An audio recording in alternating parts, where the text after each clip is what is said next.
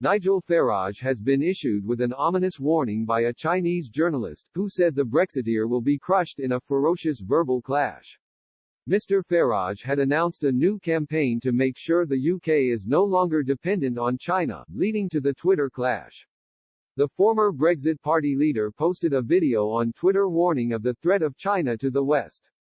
In response, Chinese journalist Chen Weiwa, who was tagged by Twitter as China state-sponsored media, hit back. Weiwa said, "This is like Mr. Farage standing in the middle of the railway trying to stop the incoming train. The result, he is crushed. By the way, Chinese bullet train runs much faster."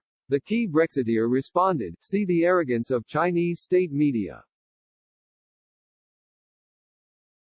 They intend to rule the world." Mr. Farage had warned stopping China is the next big battle to fight. After wishing his followers Happy New Year, he said it was his new ambition to stop China doing their best to take over the world. Mr. Farage said the next big fight for Britain was against Beijing, who he said were doing their best to take over the world. He added, "They are throttling democracy in Hong Kong and will do their best to do so elsewhere. This Chinese Communist Party are a massive threat to the rest of the world.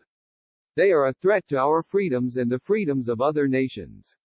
He then concluded by saying that his next campaign is to make people understand who China are and what the Chinese Communist Party is doing. He added, "I want to make sure we are no longer dependent on China." China, under the leadership of Xi Jinping, has become steadily more aggressive, especially in its quest to crush pro-democracy movements in its own sphere of influence. President Xi has become more confrontational with India, Australia, and European countries. He has crushed democracy in Hong Kong and oppressed domestic freedoms within mainland China. The Politburo in Beijing has also been accused of human rights abuses against Tibetans and Xinjiang's Uyghurs. The fortification of islands by China in the South China Sea is also a cause for contention.